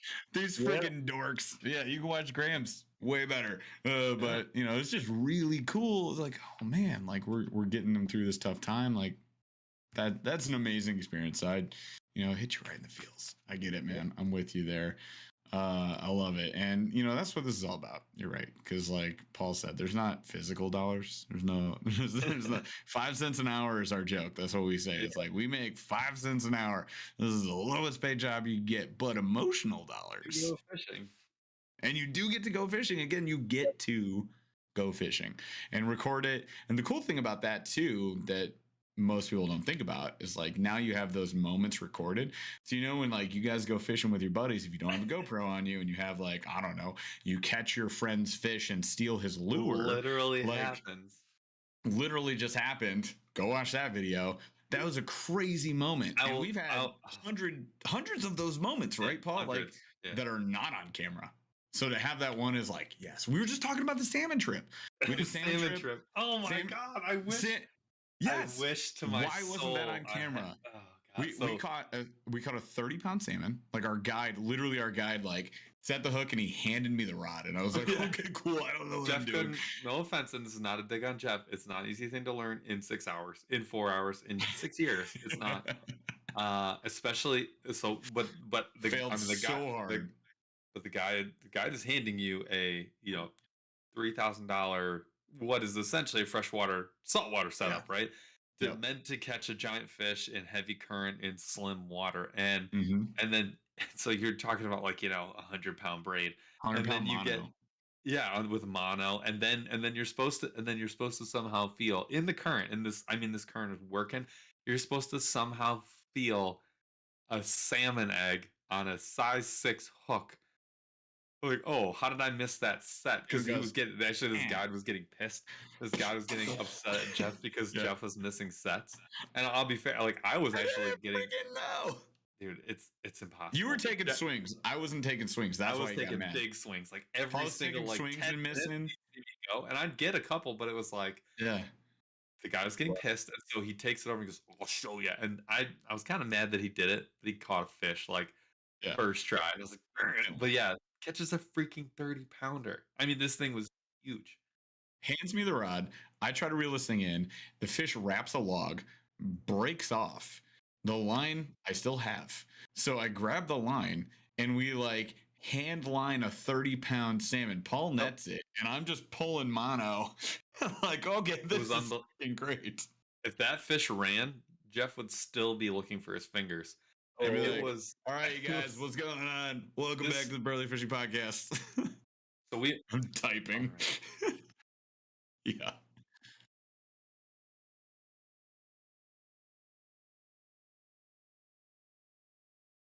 Are they just cruising? No. I'll tell you why they're going for forever. I know exactly what's happening. I can tell you. Wait, is like Travis I was taking like over? I was there. So Travis is on a rant right now. Fishing with Gramps, I'm gonna do you a solid. We're gonna come back to the show. Are you familiar with Travis Manson? Yeah. Do you know how well do you know? He's Smallmouth Crush. Smallmouth Crush. I've seen his. I've subbed to his channel, and I've kind of watched some of his stuff here and there. I know he's the Smalley guy, right? He is. Oh, he is the Smalley. He's also the conspiracy theory guy. But he goes down. No. And it's cool to have like your conspiracy theory. It's cool to have maybe you got a handful. Maybe you got like 5. You're like, I think dinosaurs are fake. I think that, whatever. No, this guy is full God particle. Every single conspiracy theory that you can possibly have. I don't know if he actually believes all of them, but he's willing to go on the journey. He will debate you to his death. We were up to like literally like. No. He is the Joe Rogan podcast, and we crossed that. Anyways, now what state is he in? Oh, he's north, so he's in. I think he's in upstate New York. I think he's in upstate New York. Don't quote me on that. There's some. Okay. He fishes in St. Lawrence like all the time, but what we're saying in Ontario, we had. Oh my gosh, like a 6-hour conversation it got about, I believe, every conspiracy that's ever existed on the every planet single one. Earth, right? It's cool to maybe have one. maybe conspiracies beyond Earth. I don't know. No, But, like, it went way. That was nothing. That's where we started. you're not This even guy- ready for this. this Charles guy will tell thinks you later. this- Members it's only. Amazing. No. So bonus we're gonna content. go on his show. We're gonna We're talk go on his about show. it. It's gonna be a blast. He's gonna come on our show. We're gonna talk about it. I don't mean to detract, but I'm telling you, that's No. how they end up. That's how they got where they've gotten. Where this is definitely going on. So, Basically, Travis has taken over the MB podcast. it's Is what we're saying. well, because he and Oh, Rick are like yeah, they're still going. he and Rick are like way out on the opposite sides of the very flat planet Him and that Rick were- Travis lives on, and Great. so it's great. Anyways, I'm gonna You guys, reel picture us back this. here. No. Picture this. No, we're gonna leave this right now. Is this Picture Turtle this. Tower? Is this where we're going? No. I'm not gonna go into anything. No, that's bonus content. Rick on a couch, very comfily seated like this, right? Just he's got his beverage. He's just No, hanging he out. has one of Travis- those really long sleeping caps with like a ball Yep. at the end. It's like Oh yeah. long He sleeping had cap. Ebenezer Scrooge's I'm sleeping cap. not exaggerating. And Or Travis Manson in a hallway door with a half-gallon of ice cream, and he is crushing it. And I'm completely telling you, this guy's like a consumed. beanpole. It's like 6'4" beanpole, and he's got a shovel that Just- he is working. He's like a back garden trowel. working Just- his way um, through some freaking. And it was like French vanilla. It wasn't even No, good. it was black cherry. It was black cherry. No, that was day 2. No, Day it was 1. both days. It was black cherry, sir. Was it really? Yes. I thought he had Improve- walnut. Improve your observation. Anyways, Improve- he's in there just nom, nom, nom, nom, nom, nom, nom. And these two were just going back No. and forth. It was hilarious. Most of us were just sitting in this room like, wow, this is a great conversation. So, anyways, we digress. Man's like, That what is did I what's stumble happening. into? Anyways, like I said, I'm gonna bring us back to reality. So here's the deal: We're back. We're back. We were No more gonna- shots. We're done with that. we were gonna do a give. What's that? Oh, stop. No. Stop. You Nope, guys can do sleep that on later. we're not keeping JT for 10 years. Okay. Oh, Not I see. fine. So we leave. Jeff, Paul, Bale. We're gonna play. Actually, don't hate it. I love it. So- I love that for you guys. So, now we're gonna do our slow rolling thunder round. So this is my favorite part of the show, where we get to ask you fun questions that I'm kind of like building a catalog of fun questions, and so now they're becoming more consistent, which I'm happy about. Okay. People are already starting to answer them. Don't doing look at the chat. Don't look. I see you looking at the chat. Don't look at the chat. Don't look at They're the already chat. trying to influence you. It's making me upset. Chat Those are guys, the right stop. answers. Those are the right answers. No, okay. These are really fun questions. Anyways, for those who don't know, during the slow rolling thunder, this is where we should have said this at the beginning of the show. I did we are- say it. Wait, no, I didn't. No, you didn't. We are No, you're sponsored by MONSTERBASS. They are. I'm wearing the hat. Just got the sweater. But they have also helped sponsor the show by JT giving us likes them. yeah, they've given us a I 25. got that stuff. Get the swag. They have given us a $25 gift card that you can use on their site.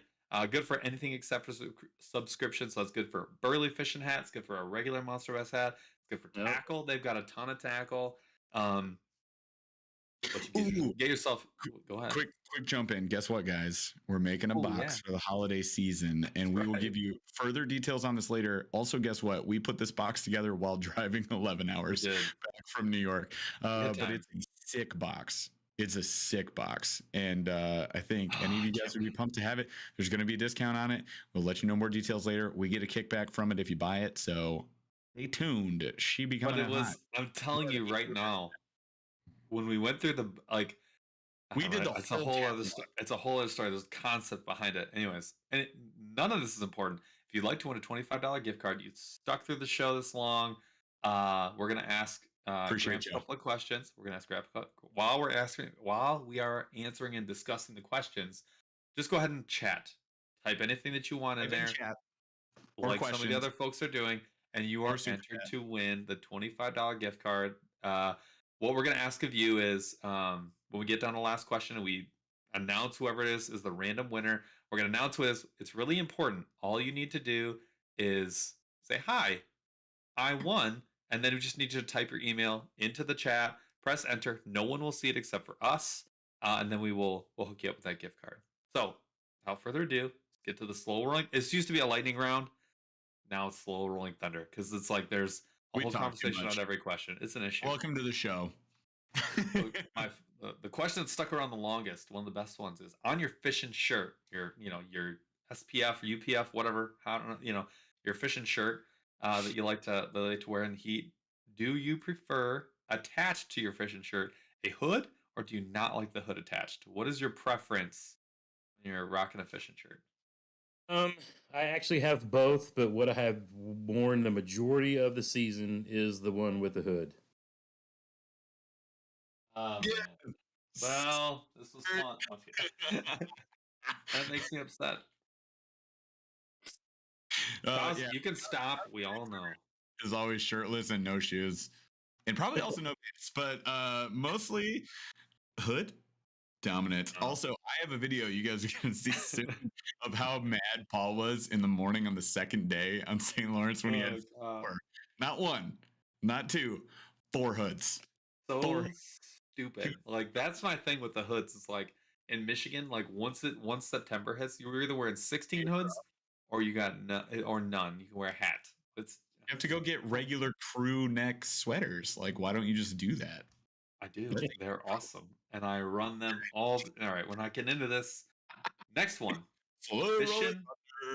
Yeah, see, fishing footwear of choice. So when you go out in your kayak, what am I gonna wear today? Oh, yeah, he's gonna show us. Here we go. First guest with a prop. Bonus. Wow. He just walks back and he's like, socks. Yes. I already know. Yes.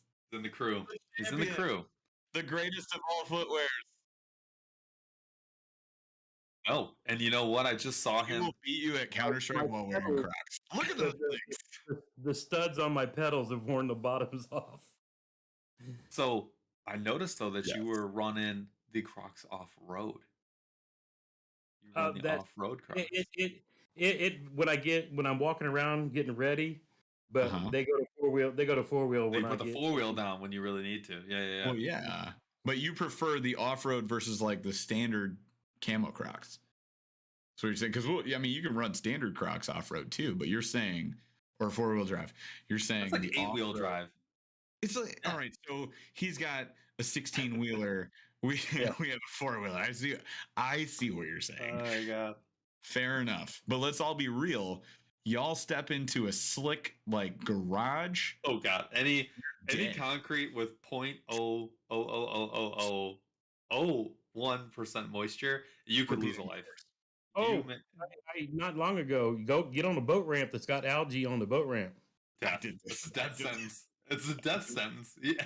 The best is when you're on the boat ramp and all it takes is like 5 degrees of drop with the algae, and you can literally, you just hope you don't have anything valuable in your hands. You're gonna die. Just one ramp. Yeah. The last one I was on, it was like an angle like this, and Yeah. I caught myself. Now I was lucky to have my life jacket on, but I caught the back of my kayak up to here. It dropped off so bad, but I have my hand in behind my tackle storage thing. I was at the back of the yak, reaching in right before my rudder. It was that deep, that fast. Because this is a boat ramp. Wow. Croc. Careful, that wouldn't have happened. Get out of town. So I'll just be very. Crocs are not boat shoes. No. They're not. They're indoor No, they don't slippers, have and the they're grip. wonderful. They're the absolute greatest thing. But if you were on any sort of hard surface and there's water involved, and I mean like a whiff of water, it's a death sentence. You're gonna lose your like your back is just like this has been real. Yeah. just going back. Like, dude, it's so funny. Like we were exactly like we hit a boat ramp and Paul walked down in his Crocs first, and he like safely did like a crab shuffle down, and he was like, "Hey, bro, it's super slick. You better watch out." And I just strolled up in my Crocs like, "No, it's fine." And then I just ate crap. heels over head. Rich. This is actually one of my favorite questions. So, oh god, I have like a horrific cold. It's bad. So, what app gets the most use on your phone that is not work, social media, or I added this one, music related?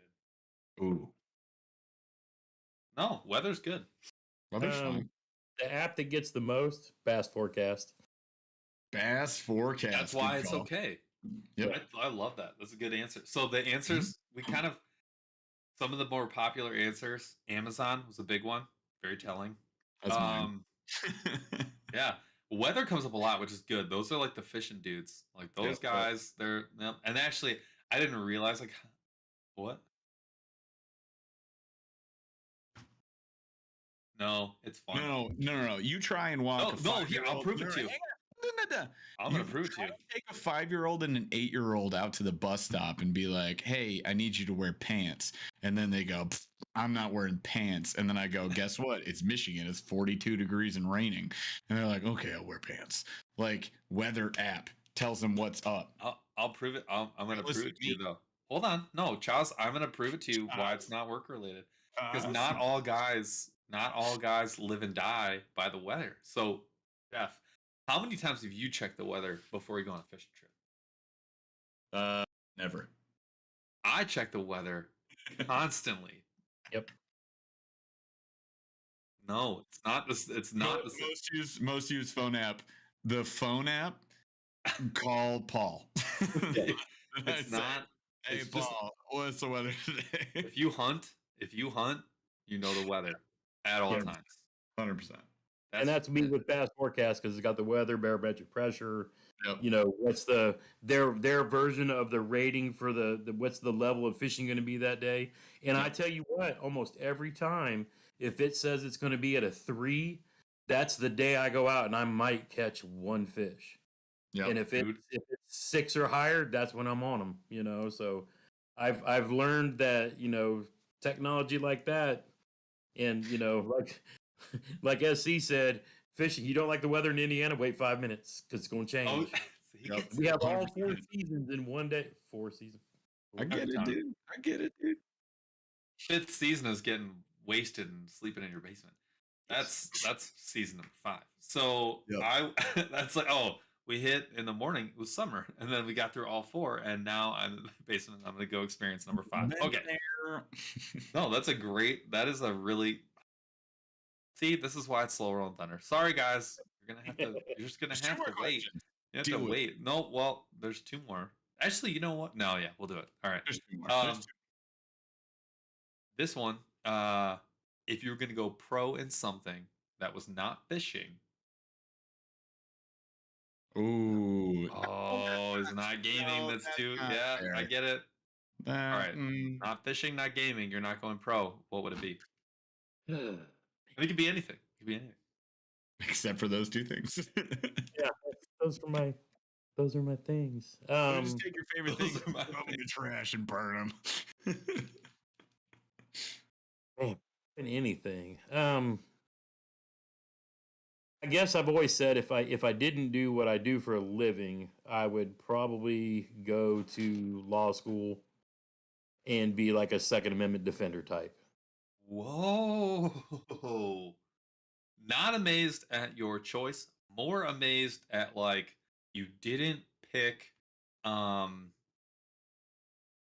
golf. Or you know what I mean? Like that's not pro. I would like you get the Pro retired. There are not many sports I haven't played. I mean, I've got golf clubs, table tennis. I played basketball and football growing up, baseball. That's just it. But you see now what I'm saying is like he didn't choose. He went for a completely out here, or like something selfish. Like I would have picked totally different. Interesting choice. See, I see some crazy stuff in the chat here, though. I'm seeing pro retired. That was a fan favorite for me. There's a really good answer. I'm seeing pro pew pews, drinking beers, Dog sledding. Nice. A lot of answers that okay, I love it. All right, so Yeah, I mean, now it's funny because somebody pointed out I saw the name of the pew pew that they listed there, and I did do that competitive wise, but I don't know, things I really like to do. I don't think I would want to be a pro at because then it becomes work, and That's fair. I like to separate my work from what I really like to do. Now, Sure. that almost sounds funny, but I love. I'm a cybersecurity guy for the Department of the Army, and Okay. I love everything about defending our networks from cyber attacks, from criminals. In the past, I've been like a forensics investigator, stuff like that. But those are all things I love to do. But if I was going to be pro at something, it would have to be something that I might have done as another career, Sure. or some other direction I would have gone. So, yeah, Yes, it's it, still working. it, 100%. It's It's actually more 100% work. still working. normally I would agree. I do too. Normally I It's would also agree. working. But we've Oh my had God. inspection after inspection after inspection after inspection for the last, I don't know how many, this whole year, and it's kicking my butt. But next week is my final inspection for like the next 3 years. And yeah, it's just I'm waiting for that to be done and get on to Nice. fishing and doing other fun stuff. I love it. All right, rapid fire last question. So no, we're not going to ask the last question. We started. Okay. We have a process. Now Oh, we yeah. announce the winner. So there's one more question left, and while we spend our 68 sad. minutes talking about the last question, I'm sorry, what? That was very fast. We were You going to said announce. Who it was? We're gonna no. We process, say who the winner is. So oh, okay. So the Jason. winner is Jeff. You're gonna have to announce the winner. Wait, what's the last name? Chaz? Jason Moore. You have won the Monster Bass giveaway. If you could please proceed to the front desk to receive your prize.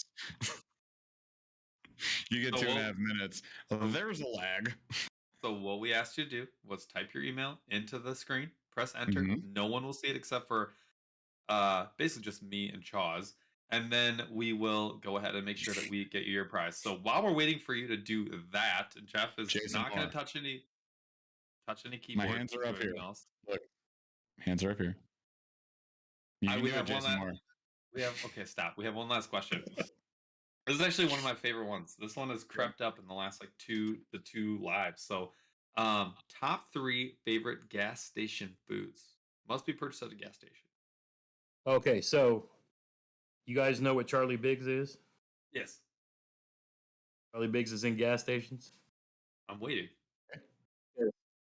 Okay. And I'm saying this because the gas station that's just off base Yeah. that has Charlie Biggs, people go out there and eat more than they do eat on base at the Subway or the cafeteria and all that. So it's my favorite things. They have on Wednesdays they have a habanero bite. It's a peach habanero chicken bite. They cut up like their chicken tenders, and you know that is our favorite thing. And then if there's another thing, so you said 3. They have Yeah, great we had jalapeno 3. poppers. They have great jalapeno poppers, and they have great tater wedges. I mean, and this is I will put them up against any fast food place there is, but it's a fast food place in a gas station, so No, I'm gonna allow it. I'm gonna allow it. I don't love it, but I'm gonna allow it only because now I have to sample. You're probably only what 7 hours from us, 6 at the most, like at the absolute at the most.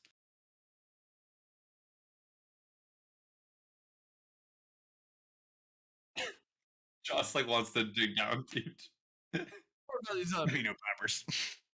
Just like ready to throw hands. I think they're full for kind of what maybe I don't know where they get them from, but it's like a full jalapeno. You know, obviously they're sliced in half or whatever, but they have the cream cheese instead of the cheddar, so that's my preference. So we have Yeah. gone. We Yeah. have Quick sidebar, pause, everyone. Jason has said hello. So, Jason, we still need your email, my friend. So, if you can this is type it why I in the gotta ask the chat question. Sometimes we have issues with this, so please try and type it in. Nobody else will see it. Just type it in, hit enter. I won't touch it, I promise. And if that doesn't work, then let us know so that we can find another route to get you your prize. Uh-huh. Okay, apparently YouTube is the problem here, people. So, Jason, we haven't seen your email yet, so go ahead and type something and let us know. We will find you. We will find you. I have a very particular set of skills. I will find you. I don't know if We'll give it's you not your that prize. particular, but I'm gonna write them down. Particular. I have a marker. That's my. I find it's people, not that. I give them prizes. That's what I do. All right. Now to Jason go with Moore. the question, there is they're actually putting what used to be the gas station on base. So the pumps are still there, but the gas station, they used to have a little, the store for the gas station, and then a little exchange, like just a little Quick Mart or whatever. They closed that down. So one year it became like a coffee shop with donuts and stuff like that. Didn't last too long. But what they're putting in there now, you're not going to believe this, a sushi place. And we Oh no, our sushi. and we are, everybody there is so excited because of course not everybody in the southern hills of Indiana is going to want to eat sushi. But there's a bunch of us that's like, really, we're gonna go throw our hands up for a bunch of gas station sushi, and we're like excited like Christmas, just waiting for this place to open. See, they know. Gosh, They've already got you. I love it. So Jason Moore, you're saying like it's not working for you, so that's fine. So just go ahead and send me a DM on IG or with a picture of your YouTube profile, so I know it's actually you. Fish in the Southeast. Don't you bother going and create another YouTube profile calling yourself Jason Moore. I'll know it's you. Or so I just sent him Also, before we go, we want to call official to Burly Hype Man, aka hello, are we live? Dude, this dude is with the name. That's his actual name. That's his name for today. He changes it every episode. It's phenomenal. I love Yeah, this he guy. has some of the best names I've ever seen. I mean, it's been amazing. 25 out of 10. Fantastic, dude. So we appreciate you, man. Thank you so much for the super chat. And yes, it is better late than never. Absolutely correct. Thank you for enjoying that we are back. We are back, and we will continue to be live, as in next week. Also, I think the only thing that's going to throw a hiccup in this whole situation is holidays. That's it. So the only things coming up where we won't be live will probably be like Thanksgiving, because this is Thursday, and also I think Christmas is on like a Friday or something. I don't know. That's the only other time this is going to happen. So other than that, we're going to be back next week. Do we have a guest, Paul? No, we don't. You guys might just get us, or we might, I don't know, call some old friends. Maybe there's a Debo out there. I don't know. Maybe get Jeff's dad on. Call some favors. Get my dad on? Oh my gosh. How'd you guys like my dad's flowing locks? He is obsessed Better than with Paul's. Also, Jason, I gave you the email for the podcast. Yep. If you want, you can also send an email to that email. Then type something in chat afterwards, and I'll get you with that way. Hit us up, Jason, on every single platform, and we will find a way to award you your prize. Other than that, you guys, thank you so much for another great live. Thank you to JT, aka Fishing with Gramps, for being on with us. Thank you so much for your time, sir. Real quick, because obviously, this is the best way to wrap up the show. Where can everybody find you, and where should they be following, subscribing, etc. with you? On YouTube, Fishing with Gramps. I've got the name fishing _ Gramps on IG. Oh, That's basically it. So I do my live streams on Mondays because, that's the one open night. Didn't seem to be a whole lot of people on. So I try to have folks on here and there. I think I'll be having the bait man on this coming week. Ooh, Baxter? Yep, I'm going to have him. Yeah. I've got him lined up. I'm going to have Get Your Fish on down the road. Ooh, yeah. What you should do is have Randizzle on. And just YouTube, because then you'll break the YouTubes, because everybody will be like, wait a minute, that's not Debo. dude, you know what? He would be so no. We can't tell Debo. Like, don't tell Debo. Would that not be the funniest thing ever? Back channel, and Debo will be like looking. He'll be on like Instagram. He'll be like, dude, and then all of a sudden what'll pop up like a thumbnail of like us and Randizzle and be like special guest Randizzle, and we'll be like, no. No, see. So hang on. So I was thinking that love first this. of all, this is a great idea. Second of all, what I was thinking is, what if Debo and I switch places, and I go on his channel and he goes on our channel to co-host with you, and I co-host with Randizzle, Oh my because god.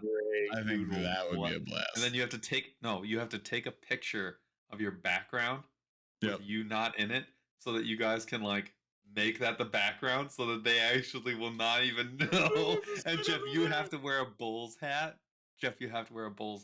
Yes. Dude, this is And he'll wear his Burly It's fishing gonna- hat. It's gonna be phenomenal. You It's gonna be guys. like- it's gonna You be just, like need to, you just need to do it, hat, and you'd be set. Yeah. It's gonna be, Exactly. remember Face Off? It's gonna I would be be like, today we're talking about custom paints and do-it molds. If you don't like it, get out of We're here. gonna have to Google a whole bunch of like really specific things about one reel so that you can really sound. I'll be reading the box. I'll be like, magnetic brakes. All right, we're out of here. So we appreciate you guys so much.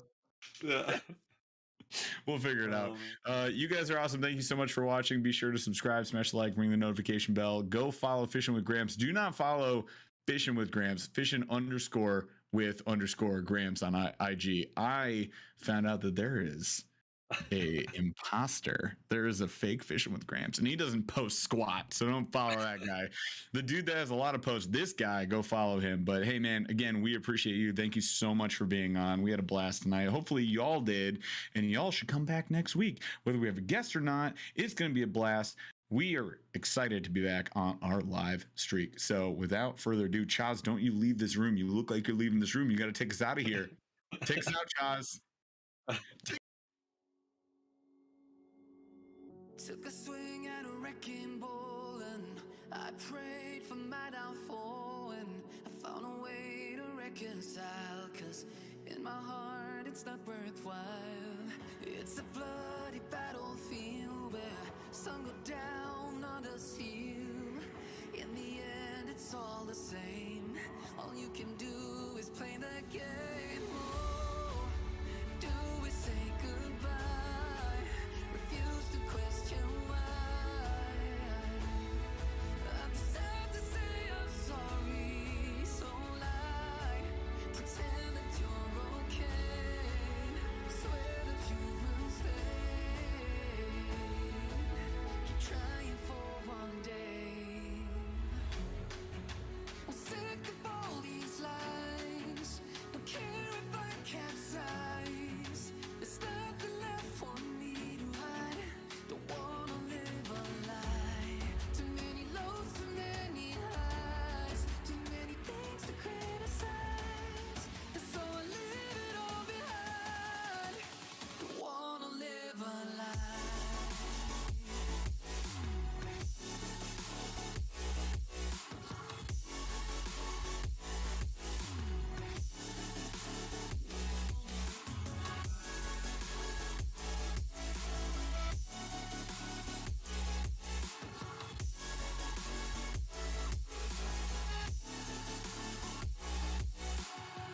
Life kept spitting at my feet and forced me down a dead-end street, when all I had went up in flames, burning only dark remains. I cover up every part of my skin, oh, 'cause I don't like the person within, oh.